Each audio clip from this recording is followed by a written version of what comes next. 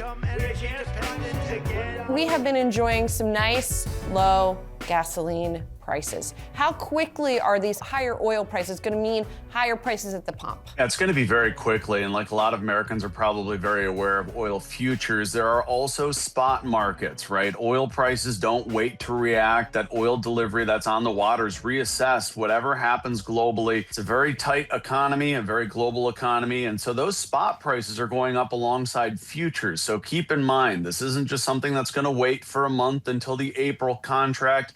This is something that's going to impact gas prices probably starting today. The national average will start to tick higher. We could see gas prices by around lunch or even in the evening start to go up as gas stations are probably getting alerts themselves of a big jump in the price that they pay. Oil up 7 to 8%.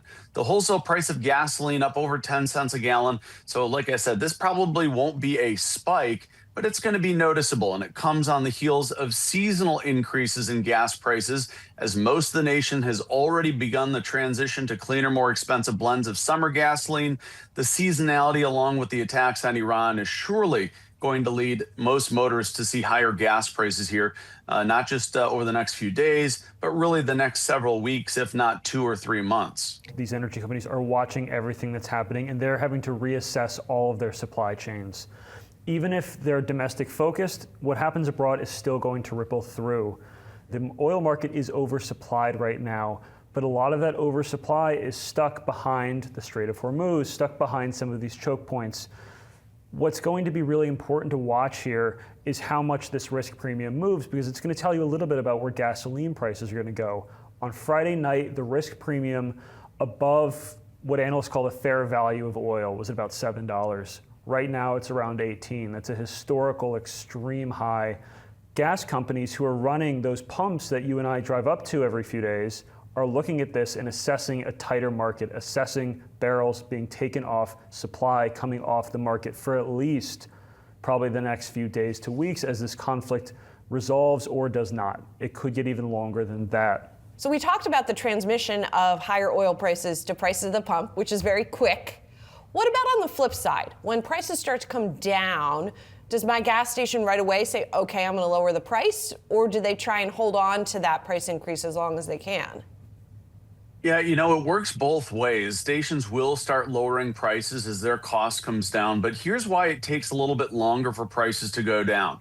Stations right now, because of competition, only about a third of U.S. gas stations are buying gasoline today, maybe more like a quarter of them. In fact, few of them are probably filling up their tanks today, but they aren't able to fully pass along the increase in price because their competitors may not be filling up today. Their price may be lower. So the competition may not yet be raising prices, and that's going to limit how quickly stations can readjust their prices or how much they can raise their price, because they know consumers aren't going to pay 15 cents a gallon more if the competition down the street does not have that more expensive gasoline yet. So stations are probably going to take it on the chin for the next few days, unable to fully pass along the increase. And that's why when prices do eventually go down, they'll try to make up for that time. That is, stations will pass along the decreases, but slower than the market declines, because they also took it on the chin when prices go up. And instead of having all sorts of crazy prices different across town, depending on if a station is buying at the higher price or not, it tends to even out. Competition moves slowly upward, and it will also move slowly downward. What would be the effect on prices at the pump if there was $100 a barrel oil? Yeah, I mean, if we're talking about $100 Brent, we'd be talking about, I believe, another $20 a barrel or so. Brent crude oil, as I look right now, at about $78 a barrel. So that would be a pretty noticeable uptick. We'd be talking about gas prices probably in the mid to upper $3 a gallon range, maybe not $4 a gallon.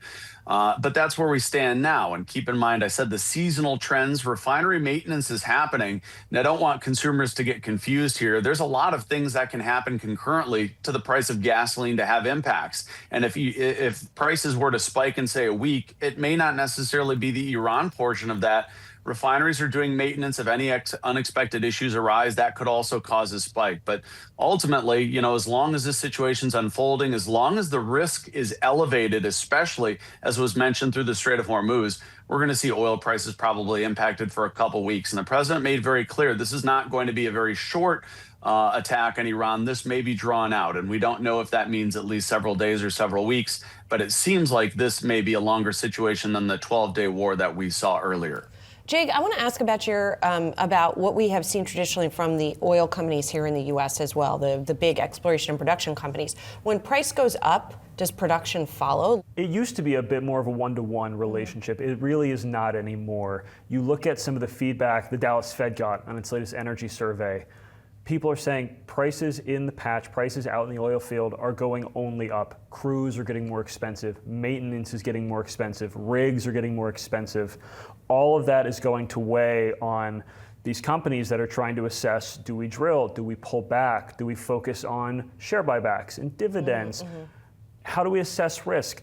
The interesting thing is that right now, a lot of these big energy companies are looking at their reserve rates, kind of the rate that they're replacing barrels, and saying, we are at a point where we need to start drilling more. We need to get those reserve rates back up because of the last 5 to 10 years, the industry really shifted toward cash maintenance, dividend payments, steady accumulation. Right. Now, they've got to start taking more risks. This is, of course, going to make drilling more attractive if oil prices stay elevated. But to the points we've been making all morning, it's really unclear where this is going to go. And if I'm the CEO of a major energy company, I'm not going to want to jump and start spending the money to drill until I've got a much better idea of where this conflict is going and where prices are going. Yeah, it comes back to the duration question. And Patrick, are there any levers that the U.S. administration can pull at this point to bring prices down if they really start to spike up? Yeah, Julie. Well, we've seen that lever being utilized already by the Biden administration. That is the Strategic Petroleum Reserve. Now, there's a lot of very, very strong feelings on how Biden used them. Trump could also utilize them. And keep in mind that 410 million or 412 million barrel Strategic Petroleum Reserve remains half full. It's been slowly going up for several years. And suddenly, with oil prices spiking 7%, we're talking an increase in billions of dollars, how much that oil is worth. So yes, the president could release oil from the SPR. As an analyst, we go through if this is really warranted. Oil prices in the mid-70s. It's not really warranted yet, but it is something that he could do.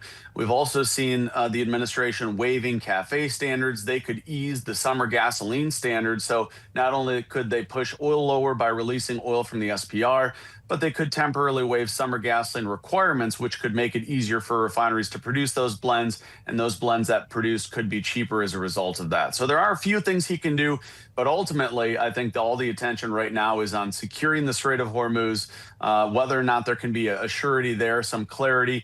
Will the military get involved in making sure that waterway is clear? I think that's what we really need to see for oil prices to start cooling back off again.